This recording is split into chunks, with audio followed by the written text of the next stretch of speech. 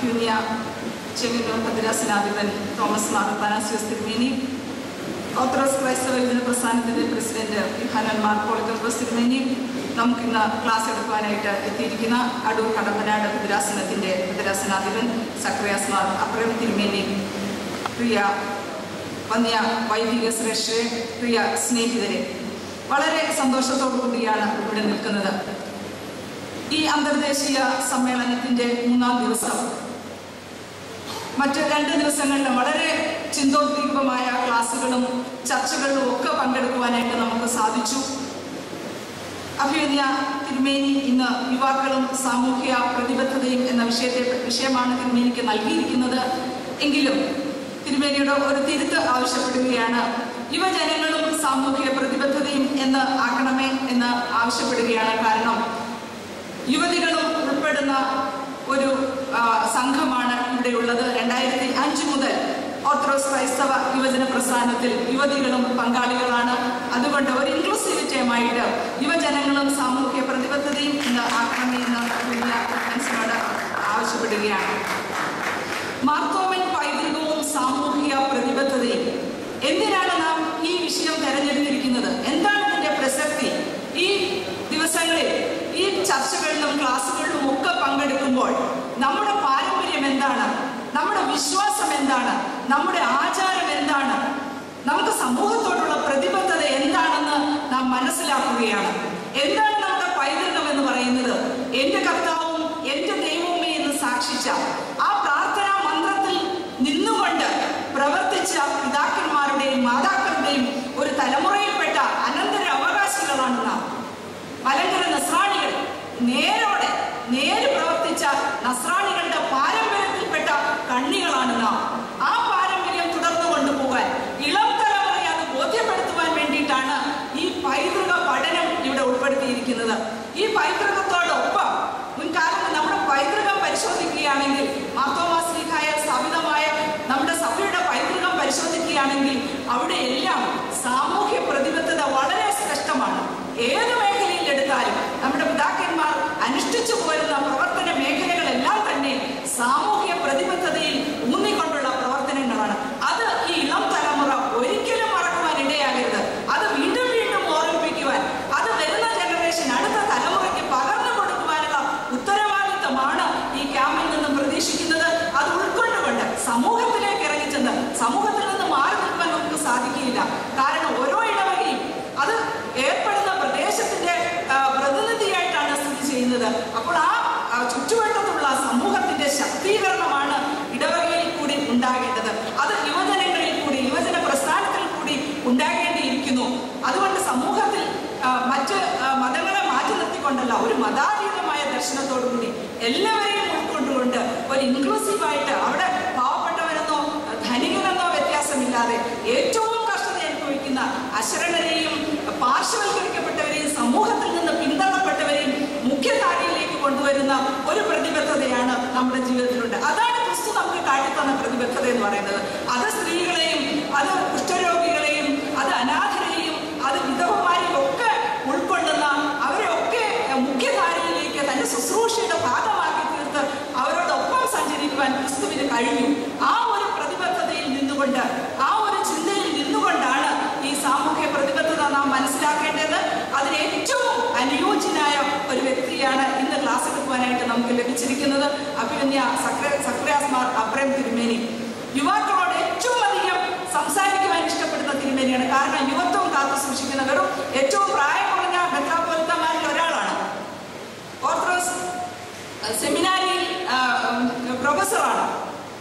സഭയുടെ എല്ലാ കാര്യങ്ങളും അതിൽ ഏറ്റവും ശ്രേഷ്ഠമാണ്. അടൂർ കടമ്പനാട് ഭദ്രാസനം വളരെ ചുരുങ്ങിയ കാലം കൊണ്ട് എല്ലാ ആത്മീയ മേഖലകളിലും മുൻപന്തിയിലെത്തുവാനായിട്ട് കഴിഞ്ഞു. അവിടുത്തെ യുവജന പ്രസ്ഥാനത്തിന്റെ ക്യാമ്പൊക്കെ വളരെ ഭംഗിയായി ഈ കഴിഞ്ഞ പ്രാവശ്യം നടന്നു. അതുപോലെ കുട്ടികൾക്കായ എല്ലാ കാര്യങ്ങളിലും വളരെ ആത്മാർത്ഥമായി പ്രവർത്തിക്കുന്ന അഭ്യുന്നിയ തിരുമനസിനെ നമുക്ക് ലഭിച്ചത് തന്നെ വളരെ ഭാഗ്യമായി കരുതുന്നു. കാരണം വളരെയേറെ തിരക്കുള്ള ഒരു തിരുമേനിയാണ് അഭ്യുന്നിയ സക്രിയാസ് മാർ അബ്രഹാം തിരുമേനി. ഈ സമയം നമുക്ക് ക്ലാസ് എടുക്കുവാനായിട്ട് ലഭിച്ചത് വളരെ ഭാഗ്യമായി വീണ്ടും കരുതുകയാണ്. അത് ദൈവത്തിൽ എല്ലാ നന്ദിയും അർപ്പിച്ചുകൊണ്ട് അഭ്യുന്നിയ തിരുമനസിനെ ക്ലാസ് എടുക്കുവാനായിട്ട് ക്ഷണിക്കുന്നു. ഈ ക്യാമ്പിന്റെ രക്ഷാധികാരി മലങ്കര സഭയിലെ സീനിയർ മെത്രാപ്പോലിത്തായി സർവോപരി ഒരു എളിയ സഹോദരൻ എന്ന നിലയിൽ എന്നെ ഏറെ കരുതുകയും വാത്സല്യിക്കുകയും മെത്രാസന ഭരണം എങ്ങനെ അടുക്കും ചിട്ടയോടും കൂടി കൊണ്ടുപോകാം എന്ന് പല സന്ദർഭങ്ങളിൽ വിളിച്ചു വരുത്തി അതിനു വേണ്ട മാർഗനിർദ്ദേശങ്ങൾ നൽകുകയും ചെയ്തു വരുന്ന ഒരു പിതാവാണ്. അഭിമന്യ പുണ്യകാർപ്പോസ് തിരുമേനി പരിശുദ്ധ സുന്നഹദോസ് യുവജന പ്രസ്ഥാനത്തിന്റെ പ്രസിഡന്റ് സ്ഥാനത്തേക്ക് നിയമിച്ച ശ്രേഷ്ഠനായ വ്യക്തിത്വമാണ്. സത്യത്തിൽ ഇനി തുറഞ്ഞു പറഞ്ഞാൽ തിരുമേനി എന്നോട് ദേഷ്യപ്പെടരുത്. സുന്നഹദോസിൽ അഭിനന്ദ തിരുമേനിയുടെ പേര് പ്രസ്ഥാനത്തിന്റെ പ്രസിഡന്റ് എന്ന് പറഞ്ഞപ്പോൾ എൻ്റെ ഉള്ളിലൊരു ചെറിയ ചിന്തയുണ്ടായി. ആ ബാച്ചിലെ ജൂനിയർ തിരുമേനിയാരെങ്കിലും ആയിരുന്നില്ലേ കുറെ കൂടി നല്ലതെന്നുള്ളത്. പക്ഷേ കഴിഞ്ഞ 1-2 ക്യാമ്പുകളിലൂടെ എത്രമാത്രം യുവാക്കളോട്, യുവതികളോട്, അല്ലെങ്കിൽ മലങ്കര സഭയുടെ യുവ രക്തത്തോട് വളരെയേറെ സമ്പാദിക്കുവാനായിട്ട് കഴിയുകയും ശ്രദ്ധേയമായ നിലയിൽ ഈ പ്രസ്ഥാനത്തെ നയിക്കുകയും ചെയ്ത അദ്ദേഹത്തിൻ്റെ ആധ്യാത്മിക ശക്തിയും സംഘടനാ പാഠവും ഒക്കെ കണ്ടപ്പോൾ ഈ പ്രസ്ഥാനത്തിൻ്റെ അമരക്കാരനായിട്ട് ഇപ്പോൾ ഇതിനെ നയിക്കുവാൻ കെൽപ്പുള്ള വ്യക്തി അദ്ദേഹം തന്നെയാണെന്ന് പറയുവാൻ ഏറെയേറെ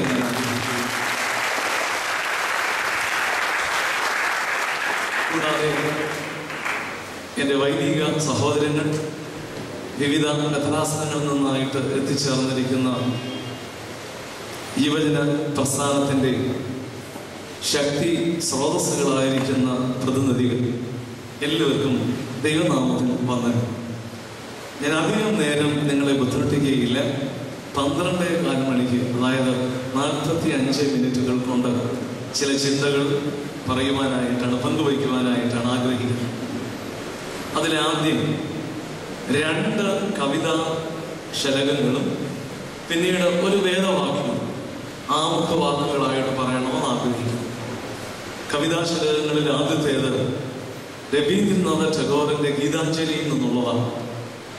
കവിതയായിട്ട് ഞാനിവിടെ ചൊല്ലുന്നില്ല.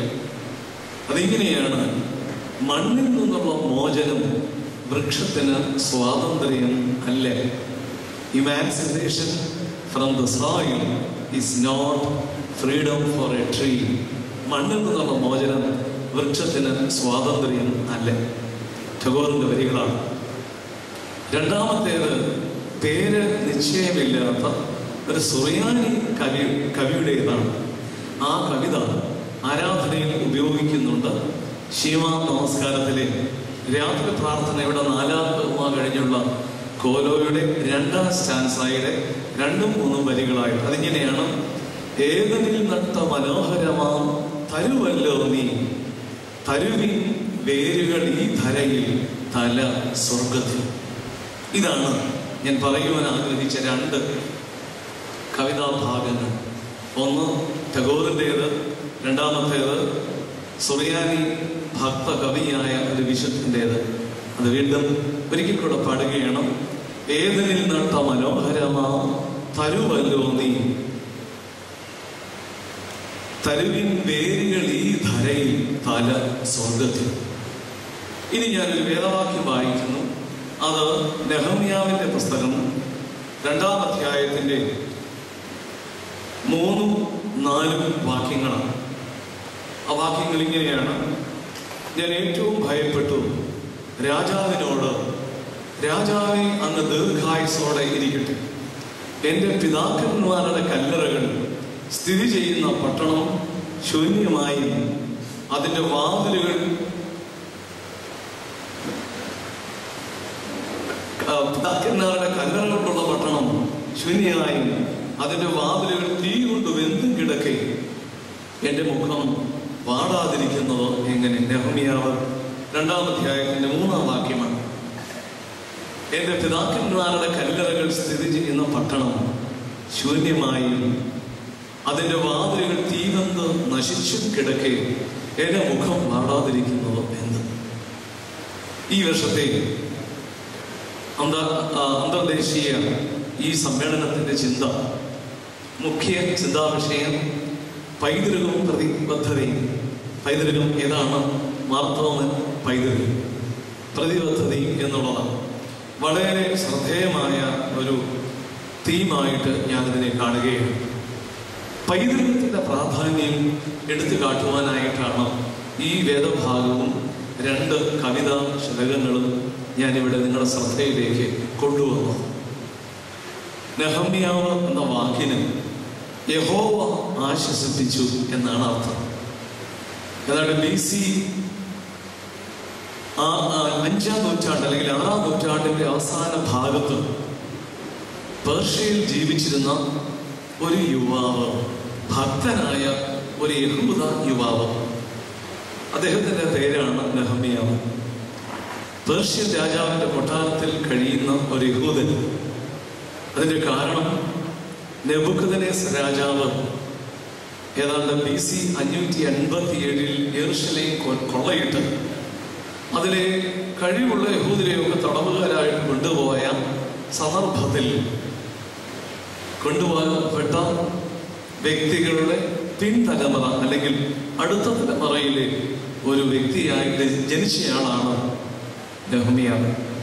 യഹോവ ആശ്വസിപ്പിച്ചു എന്നാണ് ആ പദത്തിന്റെ പേരിന്റെ അർത്ഥം തന്നെ. ഈ ശൂഷൻ രാജധാനിയിൽ, പേർഷ്യൻ രാജധാനിയിൽ അർത്ഥശിഷ്ട എന്ന രാജാവിന്റെ വളരെ വിശ്വസ്ത സേവകനായിട്ട് അദ്ദേഹം ജോലി ചെയ്തു വരികയാണ്.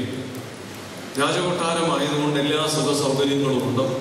കൂടാതെ രാജാവിന് ഇദ്ദേഹത്തിന് പ്രത്യേകിച്ചൊരു വാത്സല്യമുണ്ട്. അതുകൊണ്ട് പ്രത്യേക ചില ആനുകൂല്യങ്ങളൊക്കെ ഈ കൊട്ടാരത്തിൽ അദ്ദേഹത്തിന് കിട്ടുകയും ചെയ്യുന്നുണ്ട്.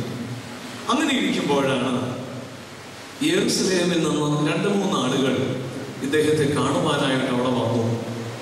അവരെ കണ്ട ഉടനെ വലിയ ഉത്സാഹത്തോടെ അദ്ദേഹം ചോദിച്ചു, എന്താണ് യെരൂശലേമിന്റെ സ്ഥിതി? അവിടെയുള്ള ആളുകളൊക്കെ എങ്ങനെയാണ് കഴിയുന്നത്? 1-ാം അധ്യായത്തിന്റെ 2 മുതലുള്ള വാക്യങ്ങളിൽ ഇത് എഴുതിയിട്ടുണ്ട്.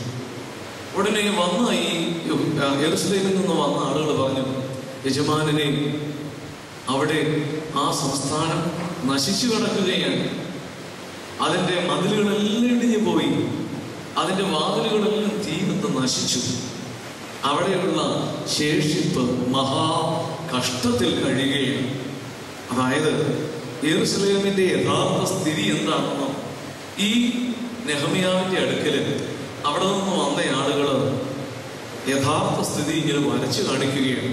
വളരെ ദുഃഖകരമായിട്ടുള്ള, നിന്ദാകരമായിട്ടുള്ള ഒരവസ്ഥ യെരൂശലേമിന് ഉണ്ടായിരിക്കുകയാണ്. ഇത് കേട്ടു വളരെയേറെ ഈ മനുഷ്യൻ നിലവിളിച്ച് കരഞ്ഞു. അതൊക്കെ ആ ഭാഗത്ത് എഴുതിയിട്ടുണ്ട്. ഏതാനും ആഴ്ചകൾ നിലവിളിയുടെയും കണ്ണുനീരിന്റെയും പ്രാർത്ഥനയുടെയും ദിനങ്ങളായിട്ടൊക്കെ ചെലവഴിച്ചു. അതിൻ്റെ ഒടുവിൽ അദ്ദേഹം രാജധാനിയിൽ തൻ്റെ ശുശ്രൂഷ എന്താ, രാജാവ് ഭക്ഷണം കഴിക്കുന്ന നേരത്ത് വീഞ്ഞെടുത്ത് കൊടുക്കുക എന്നുള്ളതാണ്. അങ്ങനെ ഒരു ദിവസം മഹാരാജാവിന് ഈ പരപാത്രവാഹകനായിരിക്കുന്ന നെഹമ്യാവ് വീഞ്ഞെടുത്ത് കൊടുത്തു. മുഖം വല്ലാതെ വാടിയിരിക്കുകയാണ്, ഹൃദയത്തിൽ നിറഞ്ഞു നിൽക്കുന്ന വേദനയാണ്. ഈ മുഖത്തെ ദുഃഖം കണ്ടിട്ട് രാജാവ് ചോദിച്ചു ഇദ്ദേഹത്തോട്, നെഹമ്യാവേ, നിന്റെ മുഖം എന്താ ഇങ്ങനെ വാടിയിരിക്കുന്നത്? ഇത് മനോദുഃഖമല്ല, മറ്റൊന്നും തന്നെയല്ല. എന്താണ് നിനക്ക് സംഭവിച്ചത്? ഈ ചോദ്യത്തിനാണ് ഈ മറുപടി അദ്ദേഹം കൊടുത്തത്. മഹാരാജാവേ, എൻ്റെ പിതാക്കന്മാരുടെ കല്ലറകൾ സ്ഥിതി ചെയ്യുന്ന പട്ടണം ശൂന്യമായി, അതിൻ്റെ മതിലുകൾ ഇടിഞ്ഞും വാതിലുകൾ തീവെന്തും കിടക്കെ ഞാൻ എങ്ങനെയാണ് എൻ്റെ മുഖം വാടാതെ ഇരിക്കുന്നത്? പൈതൃകത്തെ കുറിച്ച് ഇത്രയധികം ആഴമായ അർത്ഥങ്ങളും ആശയങ്ങളും ഉൾക്കൊണ്ടിട്ടുള്ള മറ്റൊരു വേദവാക്യം ഒരു പക്ഷേ കണ്ടെത്താനായിട്ട് പ്രയാസമുണ്ടായിരിക്കണം. കൊട്ടാരത്തിലെ സുഖ സൗകര്യങ്ങളെക്കാൾ കൂടുതൽ തൻ്റെ പൈതൃകത്തെ കുറിച്ച്, തൻ്റെ വേരുകളെ കുറിച്ച്, തൻ്റെ മണ്ണിനെ കുറിച്ച്, തൻ്റെ ജനത്തെ കുറിച്ചുള്ള എരിവ് അത് വല്ലാതെ പിടികൂടിയിരിക്കുകയാണ് യൗവനക്കാരനായ ഈ നെഹമ്യാവിന്. അതുകൊണ്ട് പറയുകയാണ്, യഹോവയുടെ ആലയം സ്ഥിതി ചെയ്യുന്ന പട്ടണം എന്നല്ല യെരൂശലേം. ആ പദത്തിന്റെ അർത്ഥം സമാധാന നഗരം, സിറ്റി ഓഫ് പീസ് എന്നാണ്. പക്ഷേ യഹോവയുടെ ആലയം ചെയ്യുന്ന ഈ സമാധാന നഗരം അത് നശിച്ചു എന്നല്ല അദ്ദേഹത്തിന്റെ കൺസേൺ. അദ്ദേഹത്തിന്റെ കൺസേൺ എന്താണോ? എന്റെ പിതാക്കന്മാരുടെ കല്ലറകൾ പൈതൃകത്തിന്റെ പ്രതീകങ്ങളാണ്. കല്ലറകൾക്കുള്ളിൽ അടങ്ങിയിരിക്കുന്നത് ഉണങ്ങി വരേണ്ട അസ്ഥി കൂമ്പാരങ്ങളോ ജീർണിച്ച ശരീരഭാഗങ്ങളോ അല്ല, മറിച്ച് കല്ലറകൾ തലമുറകളുടെ പ്രതീകങ്ങളാണ്. അതുകൊണ്ട് അദ്ദേഹം പറയുകയാണ്, എന്റെ പിതാക്കന്മാരുടെ കല്ലറകൾ സ്ഥിതി ചെയ്യുന്ന പട്ടണം അതാണ് നശിച്ചു കിടക്കുന്നത്, അതിന്റെ വാതിലുകളാണ് തീകന്ത് നശിച്ചു കിടക്കുന്നത്. എങ്ങനെയാണ് രാജാവേ ഞാനിവിടെ സന്തോഷത്തോടെ കഴിയുന്നത്? ഇതാണ് ആ വേദവാക്യത്തിന്റെ അർത്ഥം. ടാഗോറിന്റെ കവിതയിൽ ടാഗോർ പറയുകയാണ്, മണ്ണിൽ നിന്നുള്ള മോചനം വൃക്ഷത്തിന് ഒരിക്കലും സ്വാതന്ത്ര്യം അല്ല. പലപ്പോഴും സ്വാതന്ത്ര്യം എന്നുള്ളതിന് നാം എവിടെയാണോ ആയിരിക്കുന്നത് അല്ലെങ്കിൽ ആക്കിയിരിക്കുന്നത് അതിൽ നിന്നുള്ള ലിബറേഷൻ, അതിൽ നിന്നുള്ള മോചനമാണ് സ്വാതന്ത്ര്യം എന്നൊരു തെറ്റിദ്ധാരണ നമുക്കുണ്ട്. അതിനുള്ള കൃത്യ ഉത്തരമാണ് രവീന്ദ്രനാഥ ടാഗോറിന്റെ ഈ 2 വരികൾ. മണ്ണിൽ നിന്നുള്ള മോചനം വൃക്ഷത്തിന് സ്വാതന്ത്ര്യമല്ല.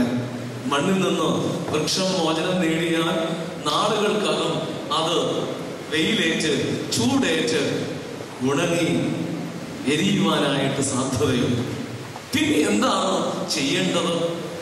എന്താണ് ഈ മണ്ണിന്റെ സവിശേഷത? എന്താണ് ഈ പൈതൃകത്തിന്റെ സവിശേഷത? അതാണ് ഭക്തനായ ഈ സുറിയാനി കവി പാടുന്നത്. തരുവിൻ വേരുകൾ ഈ ധരയിൽ, തല സ്വർഗത്തിൽ. പൈതൃകത്തെ സ്നേഹിക്കുന്ന, പൈതൃകത്തെ ആദരിക്കുന്നവൻ ആരാണ്? പൈതൃകത്തെ ആദരിക്കുന്നവൻ, പൈതൃകത്തിൽ അഭിമാനിക്കുന്നവൻ ആകാശമേഘങ്ങളോളം ഉയർന്നു നിൽക്കുന്ന, വളർന്നു നിൽക്കുന്ന ഒരു വൃക്ഷം പോലെയാണ്. ഒരു വടവൃക്ഷം പോലെ അത് നിലകൊള്ളുകയാണ്. എന്താണ് ഈ വൃക്ഷത്തിന്റെ സവിശേഷത? പൈതൃകമാകുന്ന ഭൂമികയിലേക്ക്, മണ്ണിലേക്ക് ആഴത്തിൽ വേരുകൾ അയക്കുന്നു. ആ പൈതൃകത്തിൽ നിന്ന് ആവോളം ഊർജത്തെ ആഗിരണം ചെയ്ത്, ഊർജത്തെ ആവാഹിച്ചെടുത്ത് തന്റെ ശരീരത്തിലൂടെ തന്റെ ശിഖരങ്ങളിലേക്ക് നൽകി, ആ ശിഖരങ്ങൾ ആവോളം പടർന്ന് പന്തലിച്ച് ധാരാളം ഇലകൾ വഹിച്ച് ആയിരക്കണക്കിന് പറവജാതികൾക്ക് കൂടുകൂട്ടുവാൻ ഇടം നൽകിക്കൊണ്ട് അനേക പതിതർക്ക്, സഞ്ചാരികൾക്ക് തണലേകുവാനായിട്ടുള്ള വടവൃക്ഷം. അതാണ് പൈതൃകത്തെ സ്നേഹിക്കുന്ന ഒരുവന്റെ സവിശേഷത. ഏതൊരു നട്ട മനോഹരമായ തരു പോലെ ധരയിൽ, വേരുകളിൽ ധരയിൽ, തല സ്വർഗത്തിൽ. പ്രിയപ്പെട്ടവരെ, യുവജനവും അല്ലെങ്കിൽ യുവജനങ്ങളും പൈതൃകവും എന്നതാണ് നമ്മുടെ ഈ ക്ലാസിന്റെ ചിന്ത. പൈതൃകത്തെ ഏറ്റവും കൂടുതൽ ആദരിക്കേണ്ട കാലഘട്ടം യൗവനം തന്നെയാണ്. പക്ഷെ കണ്ടുവരുന്നത് യൗവനത്തിൽ ഇല്ലാത്ത പൈതൃക സ്നേഹം വാർദ്ധക്യത്തോടടുക്കുമ്പോൾ ഉണ്ടാകാറുണ്ട്. വാർദ്ധക്യത്തോടടുത്ത് ഈ പൈതൃക സ്നേഹം ഉണ്ടായതുകൊണ്ട് അത്ര വലിയ ഫലം പുറപ്പെടുവിക്കാനായിട്ട് കഴിഞ്ഞെന്ന് വരികയില്ല. എന്നാൽ യൗവനത്തിന്റെ ആരംഭം തൊട്ട് യൗവനകാലത്ത് ഉടനീളം ഈ പൈതൃകത്തെ കുറിച്ചുള്ള എരിവ് നമുക്കുണ്ടെങ്കിൽ എന്താ സാധിക്കുന്നത്? ആവുന്നത്ര ഊർജത്തെ വലിച്ചെടുക്കുവാനായിട്ട്, സംശീകരിക്കുവാനായിട്ട്, ഊർജത്തെ ആവഹിക്കുവാനായിട്ട് യൗവനകാലത്ത് കഴിയും. അതുകൊണ്ട് ഈ യൗവനം വലിയ ഊർജ സ്രോതസ്സാകുന്ന പൈതൃകത്തിൽ നിന്ന് ഊർജത്തെ വലിച്ചെടുത്ത്, എന്തിന് ഈ പൈതൃകത്തിൽ നിന്ന് ഊർജം വലിച്ചെടുക്കുന്നത്? പൈതൃകത്തിൽ നിന്ന് ഊർജം ആവാഹിച്ചെടുത്തുകൊണ്ട് ജീവിക്കുന്ന സമൂഹത്തിൽ കടമകൾ, ഉത്തരവാദിത്തങ്ങൾ നിറവേറ്റുക. അതിനായിട്ട് ഞാൻ പ്രതീക്ഷിക്കുകയാണ് ഇതിന്റെ വേദശാസ്ത്ര തലങ്ങളൊക്കെ, ചർച്ചകളൊക്കെ കഴിഞ്ഞ ദിവസത്തെ ക്ലാസ്സുകളിലൂടെ നടന്നു കാണും എന്നുള്ളത്. എങ്കിൽ കൂടെ ഇപ്പോഴൊന്നതൊന്ന് വീണ്ടും ഓർക്കുവാനായിട്ട് 1-2 ചെറിയ കാര്യങ്ങൾ കൂടെ പറയുകയാണ്. ഈ പ്രപഞ്ചത്തോട്, അല്ലെങ്കിൽ ഈ കുറെ കൂടി നമ്മുടെ വേദശാസ്ത്രത്തിന് ചേർന്ന് നിൽക്കുന്നത് പ്രപഞ്ചം എന്ന വാക്കല്ല, പ്രകൃതി എന്നുള്ള വാക്കുമല്ല, സൃഷ്ടി, ക്രിയേഷൻ എന്നുള്ളതാണ്. പൈതൃകം വലിയ ഊർജ സ്രോതസ്സാണ്. ഈ പൈതൃകത്തിൽ നിന്ന് ഊർജത്തെ ആവാഹിച്ചെടുത്ത് യൗവനത്തിൽ ചില കാര്യങ്ങളൊക്കെ ചെയ്യുവാനായിട്ടുണ്ട്. അതുകൊണ്ട് ഈ യൗവനത്തെ ആവുന്നത്ര പൈതൃകത്തോട് കോർത്തിണക്കുവാൻ, പൈതൃകം എന്ന ഈ ഭൂമികയിൽ നിന്ന് ആവുന്നത്ര ഊർജത്തെ ആഗിരണം ചെയ്യുവാനായിട്ട് കഴിയട്ടെ എന്ന് പ്രാർത്ഥിക്കുന്നു. മാർത്തോമൻ പൈതൃകം വളരെയേറെ ശ്രദ്ധേയമായ, അഭിമാനിക്കുവാൻ കഴിയുന്ന പൈതൃകമാണ് ഇത്. കാരണം ലോകത്തുള്ള മറ്റ് ഏത് ക്രൈസ്തവ സംസ്കാരങ്ങളെക്കാൾ കൂടുതൽ ഈ മണ്ണിനോട്, ഭാരത മണ്ണിനോട് കുറെ കൂടി കൃത്യമായിട്ട് പറയുകയാണെങ്കിൽ ഈ കേരള മണ്ണിനോട് ഇത്രയധികം, ഈ പൈതൃകത്തോട് ഇത്രയധികം ചേർന്ന ഒരു ക്രിസ്തീയ സംസ്കൃതി വേറെ കാണാനായിട്ടൊക്കെയില്ല. ഇവിടെ അതായിരുന്നില്ല. എന്നാൽ ഇന്ന് ആ മാർത്തോമൻ സംസ്കൃതിയെ മുഴുവൻ നിലനിർത്തുവാനായിട്ട് നമുക്ക് കഴിയുന്നുണ്ടോ എന്ന് ചോദിച്ചാൽ ഉണ്ടെന്ന് പറയാനുള്ള ധൈര്യം എനിക്കില്ല. എന്നാൽ അതായിരുന്നില്ല നമുക്കൊക്കെ അറിവുള്ളതുപോലെ ഉദയംപേരൂർ സുന്നഹദോസിന് മുമ്പുള്ള കാലം വരെ. എന്നാൽ ഓർക്കേണ്ടത്, സൃഷ്ടിയോട് നമുക്കൊരു ബാധ്യതയുണ്ട്. എന്തുകൊണ്ടാണ് ആ ബാധ്യത വന്നത്? രണ്ട് കാരണങ്ങൾ. ഒന്ന്, ഈ സൃഷ്ടിയെ ശുശ്രൂഷിക്കുവാനായിട്ടാണ് മനുഷ്യനെ ദൈവം സൃഷ്ടിച്ചത്, തോട്ടം കാക്കാനും വേല ചെയ്യുവാനായി. അപ്പോൾ സൃഷ്ടിയെ ശുശ്രൂഷിക്കുക എന്നൊരു വലിയ ദൗത്യം നമുക്കുണ്ട്. രണ്ടാമത്, യേശു ക്രിസ്തുവിന്റെ അല്ലെങ്കിൽ ദൈവവചനം ജഡം ധരിച്ച് നമ്മുടെ ഇടയിൽ പാർക്കുകവഴിയായിട്ട് ഈ സൃഷ്ടിയുടെ കൗദാശീകരണം, അത് പിതാക്കന്മാര് അടിവരയിട്ട് പറയുന്ന ഒരു ചിന്തയാണ്. സൃഷ്ടിയുടെ കൗദാശീകരണം മനുഷ്യാവതാരത്തിലൂടെ നടക്കുകയുണ്ടായി. ഇൻകാർണേഷൻ എന്ന് പറയുന്നത് സയന്റിഫിക്കേഷൻ ഓഫ് ഹോൾ ക്രിയേഷൻ. അതുകൊണ്ട് കൂദാശി ചെയ്യപ്പെട്ട ഈ സൃഷ്ടിക്ക്, ഈ പ്രപഞ്ചത്തിന്, അതാത് സംസ്കൃതികൾക്ക് വേണ്ടുന്ന ഓജസ് പകർന്നു കൊടുക്കുവാനുള്ള ബാധ്യത നമുക്ക് കൂടി ഉള്ളതാണ്. അതുകൊണ്ട് യൗവനത്തിൽ ഏറ്റവും കൂടുതൽ പൈതൃകത്തോട് ചേർന്ന് നിൽക്കുവാനായിട്ടുള്ള ബാധ്യത നമുക്കുണ്ടെന്നാണ് എനിക്ക് തോന്നുന്നത്. അടുത്തത്, എന്താണ് ഈ സാമൂഹിക പ്രതിബദ്ധത എന്നതുകൊണ്ട് ഉദ്ദേശിക്കുന്നത്? ഒരുപാട് കാര്യങ്ങൾ നമുക്കൊക്കെ അറിയാം. അതെല്ലാം കൂടെ ഇവിടെ ആവർത്തിക്കുവാനായിട്ട് ഞാൻ ആഗ്രഹിക്കുന്നില്ല. 3 ചിന്തകളായിട്ട് പങ്കുവയ്ക്കണമെന്ന് ആഗ്രഹിക്കുകയാണ്. സാമൂഹിക പ്രതിബദ്ധത, സമൂഹത്തോടുള്ള നമ്മുടെ കടപ്പാടുകൾ, ഉത്തരവാദിത്തങ്ങൾ. എന്തെല്ലാം ഉത്തരവാദിത്തങ്ങൾ നമുക്കുണ്ട് സമൂഹത്തോട്. അതെല്ലാം കൂടെ നിവർത്തിക്കുവാനായിട്ട് നമുക്ക് എങ്ങനെയാണ് കഴിയുമോ എന്നും എനിക്ക് അറിഞ്ഞുകൂടാ. എന്നാൽ എല്ലാം ചെയ്തു തീർക്കാൻ സാധിക്കുന്നില്ലെങ്കിൽ പോലും ചിലതൊക്കെ ചെയ്യുവാനായിട്ട് സാധിക്കും എന്നാണ് സത്യം. അതുകൊണ്ട് നമുക്ക് പ്രത്യേകിച്ച് മാർത്തോമൻ പൈതൃകത്തിന്റെ ഏറ്റവും വലിയ അവകാശികൾ എന്നുള്ള അഭിമാനമുള്ള ആ അസ്തിത്വമുള്ള നമുക്ക് കൂടുതൽ ബാധ്യതയുണ്ട് ഈ സമൂഹത്തോട്. സമൂഹത്തിൽ എങ്ങനെയാണ് നമ്മുടെ പ്രതിബദ്ധത, നമ്മുടെ ഉത്തരവാദിത്വങ്ങളെ നിർവഹിക്കുവാനായിട്ട് കഴിയുന്നത്? ഇന്നലെ കോട്ടയത്ത് മാസ്കോ, നിങ്ങൾക്കറിയാമോ, മനോരമയുടെ ജേർണലിസം കോഴ്സ് എടുക്കുന്ന വലിയൊരു ഇൻസ്റ്റിറ്റ്യൂട്ടാണ്. ദൈവത്തിന്റെ കൃപയാൽ 2 വർഷങ്ങൾക്ക് മുൻപ് ആ മാസ്കോ ഇൻസ്റ്റിറ്റ്യൂട്ടിൽ ഒരു ക്ലാസ് എടുക്കാനായിട്ട് എന്നെ വിളിച്ചിരുന്നു. നല്ല ഇന്ത്യയുടെ വിവിധ ഭാഗങ്ങളിൽ നിന്നായിട്ട് എത്തുന്ന മിടുക്കരായിട്ടുള്ള ജേർണലിസം പഠിച്ച ആളുകളൊക്കെയാണ് ഈ ക്ലാസ് അറ്റൻഡ് ചെയ്യുന്നത്. ഇന്നലെ മഹാത്മാഗാന്ധി യൂണിവേഴ്സിറ്റിയുടെ വൈസ് ചാൻസലർ രാജൻ ഗുരുക്കൾ അവിടെ നടത്തിയ പ്രഭാഷണത്തെ കുറിച്ച് ഇന്നത്തെ പത്രത്തിൽ വായിച്ചത്, മാധ്യമങ്ങൾ എങ്ങനെയായിരിക്കണം എന്നുള്ളത് എനിക്കത് വളരെ ശ്രദ്ധേയമായിട്ടുണ്ട്. കാരണം അദ്ദേഹം പറയുകയാണ്, മാധ്യമങ്ങൾക്ക് ഒരുപാട് ദൗത്യമുണ്ട്. നമുക്കൊക്കെ അറിയാം, ഇൻവെസ്റ്റിഗേറ്റീവ് ജേർണലിസത്തിന്റെ ഒരു കാലഘട്ടത്തിലാണ് ജീവിക്കുന്നത്.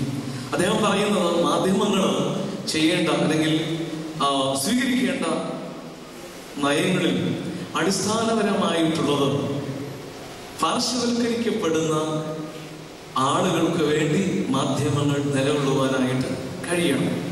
എന്തുമാത്രം അത് സാധിക്കുന്നുണ്ടെന്ന് എനിക്ക് അറിഞ്ഞുകൂടാ. ഇതൊരു മാധ്യമങ്ങൾക്ക് മാത്രമുള്ള ഒരു ഉത്തരവാദിത്വമായിട്ടല്ല നമുക്ക് കണക്കാക്കേണ്ടത്. പാർശ്വവൽക്കരിക്കപ്പെടുന്ന സമൂഹങ്ങൾ, വ്യക്തികൾ വളരെയേറെയാണ്. നമുക്കൊക്കെ അറിയാം, നമ്മുടെ കേരള സംസ്ഥാനത്ത് തന്നെ അവകാശങ്ങൾ നിഷേധിക്കപ്പെടുന്ന ഏതെല്ലാം കാറ്റഗറിയിലുള്ള ആളുകളുണ്ട്. അർഹിക്കുന്ന അംഗീകാരം കിട്ടാതെ പോകുന്ന എത്രയോ ആളുകളുണ്ട്. അങ്ങനെയുള്ള പ്രയാസങ്ങൾ നേരിടുന്ന സാഹചര്യത്തിൽ നമ്മുടെ യുവത്വത്തിന്, നമ്മുടെ യൗവനത്തിന് ഈ ഒരു ദൗത്യം നിർവഹിക്കുവാനായിട്ടുണ്ട്. അതായത് എവിടെയാണോ മനുഷ്യൻ അല്ലാതെ കണക്കാക്കപ്പെടുന്നത്, എവിടെയാണോ മനുഷ്യ ജീവിതത്തെ വില കൽപ്പിക്കാതെ ഇരിക്കുന്നത്, അവിടെ നമുക്കുള്ളത് ഇങ്ങനെയുള്ള പാർശ്വവൽക്കരിക്കപ്പെടുന്ന വ്യക്തികളോട്, ആളുകളോട് ചേർന്ന് നിന്നുകൊണ്ട് അവരെ എങ്ങനെ മുഖ്യധാരയിലേക്ക് കൊണ്ടുവരുവാനായിട്ട് സാധിക്കും. ഞാൻ ഐഡിയോളജിക്കൽ തലത്തിൽ നിന്നുകൊണ്ട് ചില ആശയങ്ങൾ പങ്കുവെക്കുന്നതേ ഉള്ളൂ, ചുരുങ്ങിയ സമയങ്ങൾ കൊണ്ട്. അതല്ലാതെ ഇതിന്റെ പ്രായോഗിക തലത്തിലേക്ക് കടക്കുവാനായിട്ട് ഇപ്പോഴേ സാധിക്കുകയില്ല. ഏതായിരുന്നാലും ക്രിസ്തീയ യൗവനം, ക്രൈസ്തവ യുവ സമൂഹത്തിനുള്ള വലിയ ബാധ്യതകളിൽ ഒന്ന് ഈ സമൂഹത്തിൽ നിന്ന് തിരസ്കരിക്കപ്പെടുന്ന വ്യക്തിത്വങ്ങൾ, സമൂഹങ്ങൾ, സംഘങ്ങൾ. സാധാരണ നമുക്ക് സാമൂഹിക പ്രതിബദ്ധത എന്ന് കേട്ട് കഴിയുമ്പോൾ നമുക്ക് നമ്മുടെ സഭയ്ക്ക് കിട്ടേണ്ടിയിരിക്കുന്ന ന്യായമായ നീതി, ന്യായം, ഇങ്ങനെയുള്ള ചില കാര്യങ്ങൾക്ക് വേണ്ടി പോരാടുന്നതിനെ കുറിച്ചാണ് ഏറെ ചിന്തയുള്ളത്. നല്ലതാണത്. പക്ഷേ എന്നെയും നിങ്ങളെയും പിടിച്ചിരിക്കുന്നത് ഈ മനോഹര മധുര യൗവനം തന്നിരിക്കുന്നത് എൻ്റെ മാത്രം കാര്യങ്ങൾക്ക് വേണ്ടിയല്ലേ, നമ്മുടെ മാത്രം കാര്യങ്ങൾക്ക് വേണ്ടിയല്ലേ, മറിച്ച് എവിടെയാണോ മനുഷ്യൻ അല്ലാതാകുന്നത്, എവിടെയാണോ സംഘങ്ങളോ സമൂഹങ്ങളോ വ്യക്തികളോ മാർജിനലൈസ്ഡ് ആകുന്നത്, അവിടെ അവരെ മുഖ്യധാരയിലേക്ക് കൊണ്ടുവരിക എന്നുള്ളത് പൈതൃകത്തിൽ നിന്ന് ഉടലെടുക്കുന്ന, ആർജിച്ചെടുക്കുന്ന, ഊർജത്തെ സ്വീകരിക്കുന്ന എല്ലാവരുടെയും ഉത്തരവാദിത്വം തന്നെയാണ്. നമുക്കൊക്കെ അറിയാം, ആഗോളവൽക്കരണം അല്ലെങ്കിൽ ഗ്ലോബലൈസേഷൻ. കഴിഞ്ഞ ക്ലാസ്സിൽ ഇതിനെക്കുറിച്ച് നിങ്ങൾ കൂടുതൽ കേട്ട് കാണുമെന്ന് ഞാൻ കരുതുകയാണ്. CP ജോണിന്റെ ഈ ആഗോളവൽക്കരണം ഗുണവും ദോഷവും ഒക്കെ ഉണ്ട്, അതൊന്നും പറയുന്നില്ല. എന്നാൽ എൻ്റെ ചെറിയ അനാലിസിസിൽ എനിക്ക് തോന്നിയിട്ടുള്ളത് ഈ ആഗോളവൽക്കരണത്തിന് ഒരു കോൺട്രഡിക്ഷൻ ഉണ്ട്. ഗ്ലോബലൈസേഷൻ എന്ന് പറയുന്നത് നടക്കുമ്പോൾ തന്നെ simultaneously another process is also going on, that is called marginalization. ആഗോളവൽക്കരണം നടക്കുമ്പോൾ തന്നെ പാർശ്വവൽക്കരണവും നടക്കുകയാണ്. എവിടെ എന്ത് ആഗോളവൽക്കരിക്കപ്പെടണോ ന്യായമായിട്ട് തീർച്ചയായിട്ടും അവിടെ ഒരു സമൂഹത്തെ, ഒരു സംഘത്തെ പാർശ്വവൽക്കരിക്കുന്നു എന്നത് സത്യമാണ്.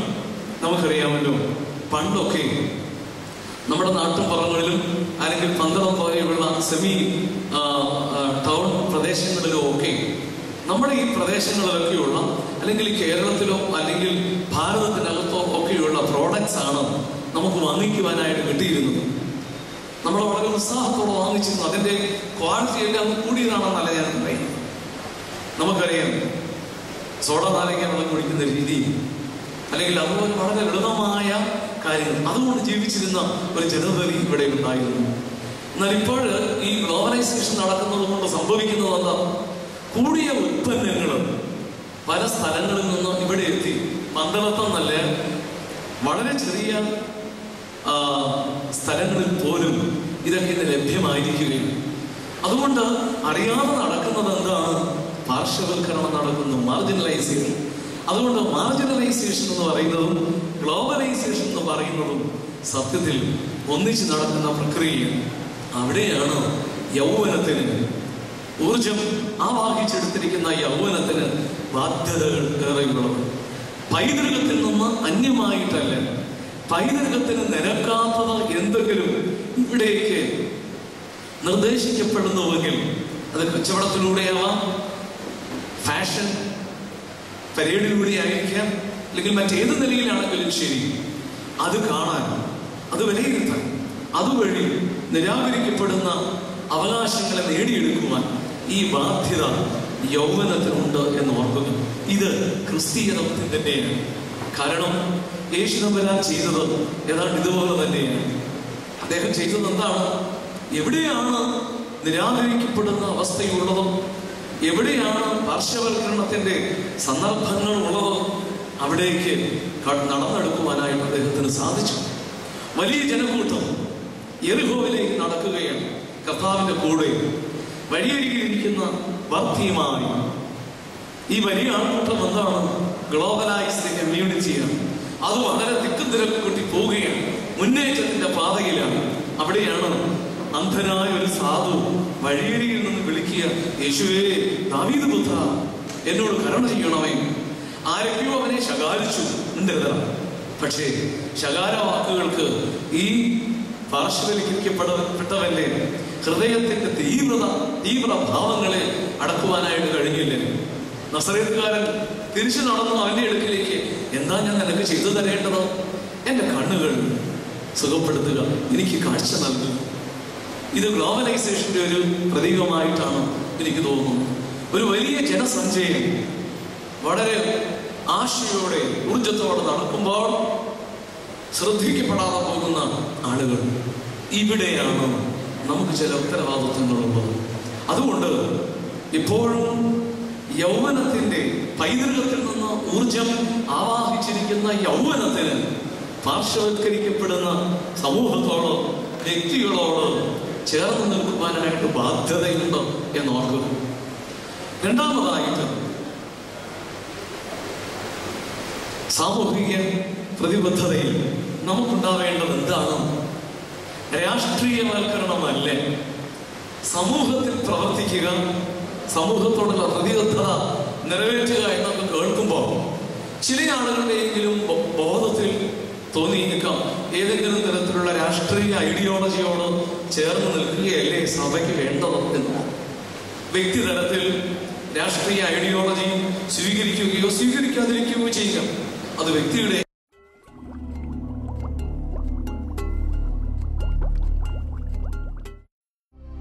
സ്വാതന്ത്ര്യത്തിൽപ്പെട്ട കാര്യമാണ്.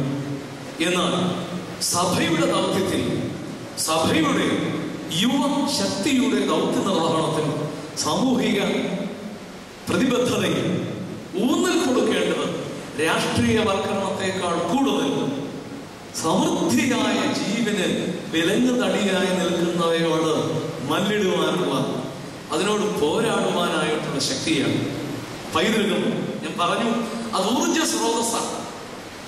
ഈ ഊർജ സ്രോതസ്സിൽ നിന്ന് ഊർജം ആവാഹിച്ചെടുത്താൽ അതുവഴി ചില പോരാട്ടങ്ങൾക്ക് തയ്യാറെടുക്കുവാൻ നമുക്ക് കഴിയണം. പോരാട്ടങ്ങൾക്ക് ഒരു സ്ത്രീ പറയുന്നുണ്ട്, നമുക്ക് പോരാടുവാനുള്ളത് ജഡരക്തങ്ങളോടല്ല പോരാടുവാനായിട്ട് നമുക്കുള്ളത്. എന്നാൽ ഇന്നത്തെ പോരാട്ടം മരണത്തിന്റെ ശക്തികളോട് ആയിരിക്കണം, അന്ധകാരത്തിന്റെ ശക്തികളോടായിരിക്കണം. എന്നാൽ ഈ പോരാട്ടത്തിന്റെ പ്രക്രിയയിൽ ഓർത്തിരിക്കേണ്ട മറ്റൊരു സംഗതി നീതിയെ കുറിച്ചുള്ള തിരിച്ചറിവാണ്. നീതി ഏതൊക്കെ രീതിയിലുണ്ട്? 3 തലങ്ങളിലുള്ള നീതിയെ കുറിച്ച് പറയാൻ ഞാൻ ആഗ്രഹിക്കുന്നു. ഒന്ന്, നമ്മളൊക്കെ പറയുന്ന ജുഡീഷ്യൽ ജസ്റ്റിസ് അല്ലെങ്കിൽ ലീഗൽ ജസ്റ്റിസ്. രണ്ടാമത്തേത് സോഷ്യൽ ജസ്റ്റിസ്. മൂന്നാമത്തേത് ക്രിസ്ത്യൻ ജസ്റ്റിസ്. ഇത് 3 തമ്മിൽ വലിയ വ്യത്യാസമുണ്ട്.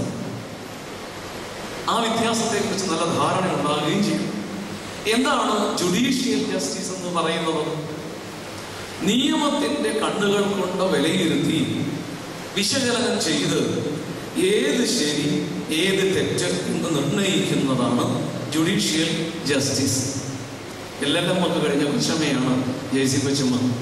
ഇത് പറയുന്നത് പേടിച്ചാണെങ്കിലും പറയാനുള്ള ധൈര്യം കിട്ടിയത് കേരള ഹൈക്കോടതിയുടെ ഗോൾഡൻ ജൂബിലിയോടനുബന്ധിച്ച് ഹൈക്കോടതി നല്ല ഒന്നാന്തരം ഒരു സ്വാധീനത പബ്ലിഷ് ചെയ്തു.